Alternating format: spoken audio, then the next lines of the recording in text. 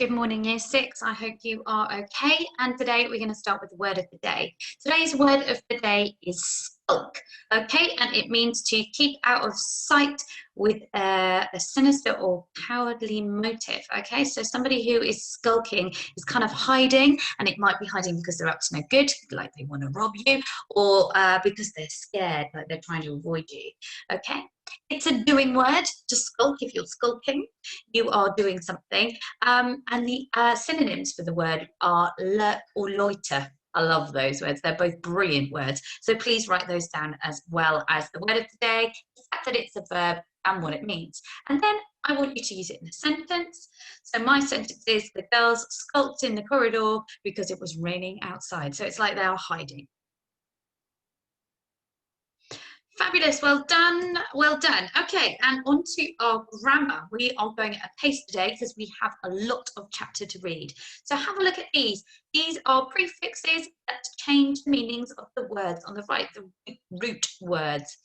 Okay, so our prefixes are inter, dis, semi, and anti, and our words are approval, circle, social, and action. Have a go, see how many you can do. I think everybody can get at least one of those, and I will show you the answers in a second. Okay, let's see how you've got on. So the first one, looking at the first word, inter. Inter goes with action, interaction, okay? Action is a thing, and inter means to do something with other people. So interaction is having with other people. Next one, dis. Disapproval. Dis is a negative prefix, and approval is to give someone like positive. Disapproval is to give them the negative. Okay. Semi. Hopefully this is the one that everybody got. Circle. Semi. Circle. Semi means half. So semicircle is half a circle. And anti. Anti goes with social. So anti is another negative word. Social means someone who likes to spend time with people. Antisocial is someone who doesn't like to spend time with people, prefers to be on their own. Hopefully you got all of those. If you did, let me know and I will give you a dojo. If you didn't, well, you've learned some new words for next time. Okay, today we are focusing on comprehension and we are going to be looking at explaining. Okay, so can you remember what happened at the end of the last chapter? I have a picture here to remind you. If you can see in the picture, Nancy is talking to Mr. Maylie and Mr. Brownlow about Oliver and the nefarious monks. And there in the corner, you can see someone earwigging. It's the Artful Dodger. But do you think he will give up Nancy? I want you to write down a very, very quick prediction about what you think you've got. Is going to happen next. I'm going to give you a maximum of 86 seconds. Hopefully it won't even take you that long. And then I'm going to read chapter 15. Have you written down your prediction? Hopefully you have. What do you think is going to happen next? Now, chapter 15 is a meaty one. It is 9 pages long, so we are going to cut it into 2 bits. Let's have a go at reading the chapter right now. Chapter 15, in which Bill commits his greatest crime. Like wasps emerging from a nest, the words came slowly and haltingly out of the Artful Dodger's mouth and hovered in the air. Terrible, fearful words that could never be unsaid. There were no jolly quips now, no comical proses. While Fagin held Sikes tight by the wrists, the Artful Dodger recounted his night's work. Sikes howled like a soul in torment and wrenched free of Fagin. "Let me go, curse you!" He rushed wildly up the stairs, but the door was locked. "Let me out!"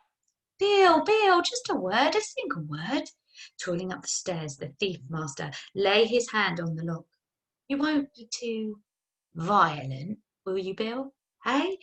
Not too violent for our own personal safety, I mean." They exchanged glances, and their eyes were both redder than hot coals, burning with the same vengeful hatred.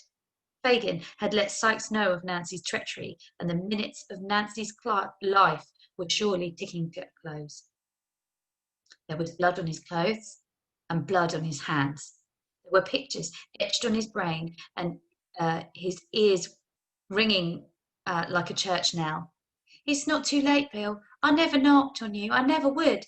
Let's go away, Bill, out of this country, begin again and live better lives. The lady said to me, it's not too late. It's never too late with God if you're truly sorry. Well, he'd made her truly sorry. Yeah, Nancy, the traitor, was truly sorry now. Leastways she would be if she weren't. Every face he passed seemed to turn and peer at him. Every pair of eyes seemed to be her eyes. The dawn came up blood red, red like her blood. Clip, clip, clip went the claws of his wretched dog padding along behind. Swish, swish went the ghostly skirts of his ghostly sweetheart. Following, all the time following. Bill Sikes headed out of London. He walked without knowing where he was going. Soon the body would be discovered, Nancy's body, and every policeman and Bow Street runner would be searching for him. He'd been rash. He ought to have hidden the body, got rid of it in the river or someplace. Those eyes had driven him out onto the streets, and those words clanging in his ears. I love you, Bill. No, Bill, let me live. I love you. A salesman in an inn was selling patent soap. Gets out every kind of stains, export or spatter. Wine stains, fruit stains, beer stains, paint stains, pitch stains, blood stains. Here's a stain on this gentleman's hat. Blood by the looks of it. But are you? But with this soap I can. Bill snatched his hat with a curse and fled the inn. Outside stood the morning mail coach. The driver was saying, I heard tell there was a murder in the city. A woman. Bad do. A man with a dog. They're looking for a man with a dog. Away plunged Sikes into the woods, away from the sound of that word murder and all those eyes. That noise again. That swish of skirts. That woman's soft tread. It must be the dog stirring up the dry leaves. Wretched animal. Everyone knew Sikes by that animal. The dog would be the death of him. Come here, you brute, called Sikes. He wrapped a heavy stone in a handkerchief. He would tie it round the dog's neck and drown the creature in that pond. Come here, I said. The loyal dog wagged its tail and trotted closer, but squirmed away as Bill made a grab for it and ran off into the wood. Sikes threw a stone after it. Keep away from me, you hear? By midday, the newspapers had news of the murder. Some say the murderer had fled abroad. Suppose I'll go back to London, thought Sikes. That's the last place they'll think to look for me. I'll hole up on Jacob Island. Must find that brat Oliver and cut his throat for old time's sake. For a week or two, Fagin can help me get to France. And he retraced his steps with nothing for company now but those swish, swish of those ghostly skirts, and in every knothole of every tree, those eyes, glaring and accusing. Skulking along at a distance, bound by a leash of loyalty, the housebreaker's dog kept pace with him, but out of sight, at a safe distance unseen. Sikes had shown it nothing but cruelty, but had beaten into it the habit of perfect, dogged devotion. Okay, I'm going to pause there. This description of Bullseye skulking along at a distance reminds me of another character in the story. And I don't think this is accidental. This is Dickens trying to remind us of another character, but which other one? Which other character could this description be describing? Someone who is doggedly devoted to Bill despite his cruelty. Who could that be? Hopefully you are saying Nancy.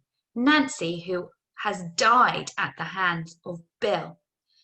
Nancy, who knew by telling Mr. Brownlow and Miss Maylie about Oliver, would be writing her own death warrant. She knew Bill would take it out on her, and yet she refused to run away. She refused to go with Miss Maylie because she wanted to go back to Bill because she loved him. And in this chapter, we see Bullseye as an echo of that, as an echo of Nancy. He refuses to leave Bill Sikes, even when Bill is going to clearly smash his head in with a rock or throw him and drown him in a pond. And I want to use this to look at an explanation question. So it says here, explain how Dickens uses the character of Bullseye to draw a comparison to Nancy in chapter 15. We're going to use APE again, and you did really well at using this yesterday, but I want to keep on practicing our technique. So we need to reword the question to start our answer. We need to find parts of the text and copy them to back up our idea, to prove it, and we need to explain how that answers our question. Now, I've begun writing here, and I'm going to carry on in a second. Can you see how I just twisted the question to start my answer? So I've written, Dickens uses the character of Bullseye to draw a comparison to Nancy by. Here, I'm going to carry on writing. Just going to increase this so you can read it a bit better. So Dickens uses the character of Bullseye to draw a comparison to Nancy by. Now, I'm going to think out loud here, just so you can get an idea of how my brain works as I'm trying to think things through. And I'm going to make mistakes, and I'm not going to be sure at times, but I'm going to give it a really good go. Okay? Now, in our live lessons, hopefully you will be chipping in ideas, but now I'm just going to have to imagine you are. So, Dickens uses the character of Bullseye to draw by describing how the dog does not leave Bill Sykes, even though he knows the dog. The dog doesn't want to kill him. Bill wants to kill him. In chapter 15, it says, and I'm going to find a quote and use my quote marks. It says, let's have a look. So I'm going to use my book, but you can go back to the pause screen. Let's see.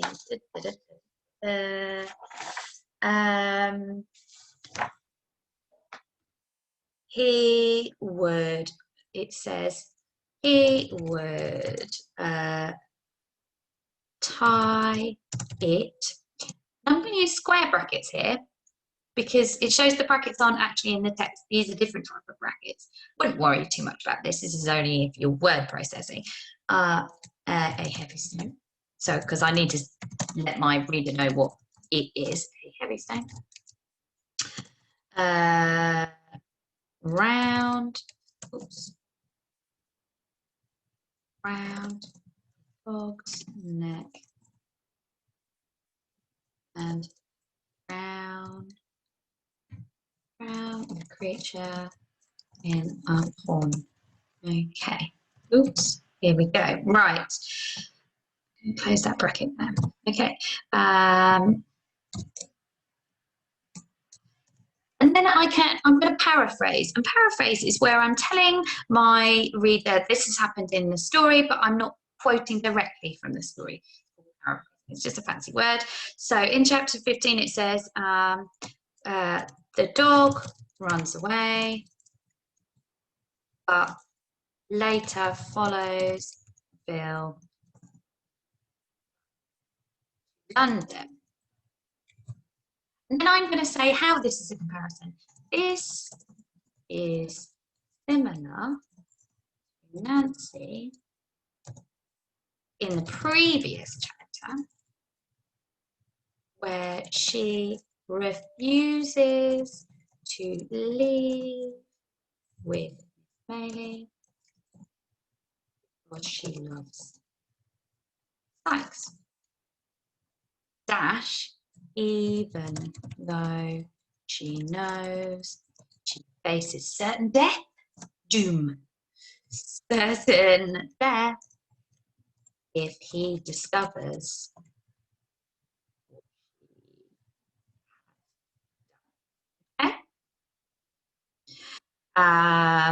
now we need to explain this And let's have a look. Maybe we have. Dickens uses the character of Bullseye to draw a comparison to Nancy by describing how the dog does not leave Bill Sikes, even though he knows Bill wants to kill him. I need to put a comma in it. In chapter 15, it says, and here's my E here. Can you see that? It says he would tie it, a heavy stone, round the dog's neck and drown the creature in the pond. The dog, it's not dogs, there's only one dog, sorry, run away. The dog runs away, even. But later follows Bill back to London. This is similar to Nancy in the previous chapter, where she refuses to leave with him because she's, even though they're both, now let's finish this off. Both characters show blind devotion. So blind devotion is where you completely love somebody or something, even though if you know it's really bad for you. Both characters show blind devotion to Sikes, and Dickens highlights it. Oh, highlights this in the above scene. Okay, so that's a very full APE answer. I want you to keep this in mind because we're going to read the next half of the chat. We're going to then have a little bit of a chat, and then I'm going to give you another question for you to answer. So have that idea. You may want to focus on this bit where I'm talking about chapter 14, but I'm not directly quoting from it because if you don't have the book in front of you, as you don't, you're just going to have to use your memory as best you can to be able to refer to things that happened earlier in the novel. Okay. But first of all, we need to carry on with this particular story. What will happen next? Right. Okay. Jacob Island was a filthy, muddy backwater of the Thames at Rotherhithe, a ditch full at high tide and, at low tide, a foul-smelling sewer. A sewer is where you find poo. Its warehouses stood abandoned, roofless, and lived in only by rats. Broken-down houses teetered out over the water, rotting galleries, boarded-up windows. Society's most hopeless and helpless hauled up here and hauled up the muddy water to drink. It was the last bolt hole of every beggar and thief. Naturally, it was to this joy-forsaken wilderness that Bill Sikes took himself. Meanwhile, Fagin's kitchen of thieves shifted ground. The appalling murder, secret spilled by Nancy, made it necessary for the white swipers to scatter. "Keep out of sight, my dears," said Fagin, panic-stricken by the sudden rash of policemen combing the London streets. "Find some safe crib out of sight of the law. After, when the heat is off, we shall find one another again, never fear." And some of Fagin's boys also made tracks for Jacob Island. It was on the way to the island that the artful dodger took it into his head to pick one last pocket before going to ground. A promising target trotted into view, and the artful dodger had no trouble rifling his pockets. The shame was that he gained only a cheap snuff box by it. The greater shame was that a policeman tugged his collar, and the artful dodger was well and truly nabbed. Of all the thoughts that passed through a boy's head at such a time, the one that troubled Dodger most was to be arrested for the sake of a twopenny halfpenny snuff box rather than a gold watch. Quicker than even the artful dodger could credit, his trial was fixed. The great, the renowned, the flash master of petty theft was all but on his way to the convict colonies of Australia. Toby, Crackit and Cags both headed for Jacob Island too, for the topmost gallery of the tallest house. Its downstairs front windows and door were lined with iron sheets to keep out unwelcome visitors, but they climbed in by a back window. This was a favourite crib of Fagin's boys in times of trouble. Halfway through the afternoon, there was a scrabbling and a thump, and in at the window jumped a dog, Sikes's dog, filthy and exhausted, his paws red raw from walking. 3 hours later, there was a hammering at the door. Thinking it was Charlie Bates or the artful dodger, Cags opened the door. Then that fiend was in among them, Bill Sikes, and they were too terrified to say a word. "Newspapers say Fagin's took," said Sikes. "Is it true?" "It is," said Toby. He went back to the kitchen to fetch his treasures, but the law was keeping watch, and they followed him in. He tried to hide up the chimney, but his legs were too long and he got took. Just then the dog crawled forward to lick his master's hand. "What's that brute doing here?" Sikes was aghast at the sight of the dog. The boys could only shrug. "Must have guessed where you come," mumbled Cags. Then Charlie Bates arrived. He saw his mates curled up against the wall, meekly answering Sykes's questions. He could see they were in fear of their lives, but Charlie, his heart still full of grief for the dead Nancy, lost all self-control. He hurled himself at Sykes and began pummeling him, biting and kicking and calling for the others to help him. "You know what he did? He killed her. I'll give him up to the law, even if they boil him in oil for it." Too terrified to help, Cags and Toby would have watched Charlie killed in front of their very eyes, but for a great surging noise in the streets below. It signalled the arrival of 1,000 people. The murderer's dog had been seen. The neighbourhood was in full cry. "Get me a rope," said Sykes. "The tide's in. I'll let myself down into the water at the back of the house and swim out. They won't take me. Not before I've slit the throat of that Oliver Twist. Rot him. Get me a rope, blast your eyes, or I'll do 3 more murders here and now." Thrown into an alcove like an old sack, Charlie Bates prized open the window and, insanely brave in his hatred, shouted down to the crowd, "He's up here! Come and take him! The murderer's here!" The rope was knotted round the chimney pot. It dangled down into the fetid ditch. All the while, Sykes was climbing onto the roof. Charlie Bates was shrieking, "He's getting away! Back of the house! Go round to the back!" Every muddy alleyway, every filthy lane was packed with people baying for Sykes's blood. Theft was one thing. Murder was different. Sykes had murdered one of their own kind, a poor girl, a common girl, a harmless, kind-hearted, popular, powerless girl, and they hated him for it. Besides, an elderly gentleman newly arriving by hackney cab was offering a reward of £50 for the murderer's capture. Mr. Brownlow had come to see Nancy avenged, and his offer roused the crowd to even greater excitement. Still, the man on the roof might escape. Knotting the rope into a noose, Bill prepared to loop it round his body to make the climb down into the swilling water. His dog scrambled after him onto the towels, whimpering, ignored. Where did Sykes look in that last fateful moment? Was it at the clouds or down into the street, into the river, or at the teetering slums opposite? Wherever it was, he saw there the same eyes that had haunted him through suburbs, countryside and town. The eyes that would carry him all the way down into hell. "The eyes again!" he shrieked, and missing his footing, fell from the roof. The rope went taut. The knot ran up tight, not around his body, for he had not the time to loop it under his arms, but round his throat. Bill Sykes hanged as surely as if justice had taken its right and natural toll. Okay. Was your prediction correct? Did you think Bill would die too? Maybe you guessed that Nancy was going to go, but did you guess that Bill would die too? Do you think it's a fair end for Bill? Do you think he maybe got away with it? Or do you think it was right that he got this ultimate punishment? How would you have liked it to end? Would you have liked Oliver, perhaps, to have caught him? Or should he have served time in jail? What I would like you to do is write me a sentence and just tell me whether your prediction was right, and also how do you think Bill Sykes should have ended? Finally, we're going to look at a question in a second, but I want us to look at Fagin's boys.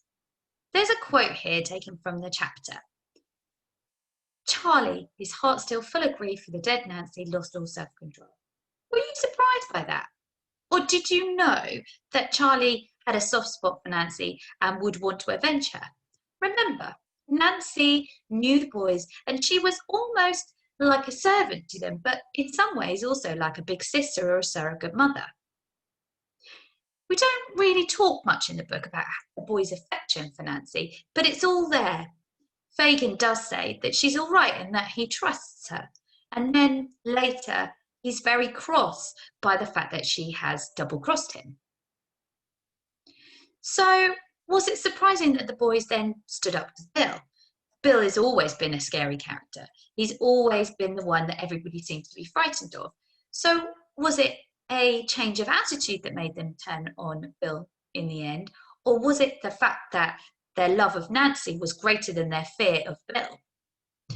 I would like you to have a go explaining why you think the boys turned on Bill Sykes at the end of chapter 15. I want you to use the APE structure for your answer. I want you to also think about using evidence and proof to back up your answer. You might want to refer to earlier incidents in the story.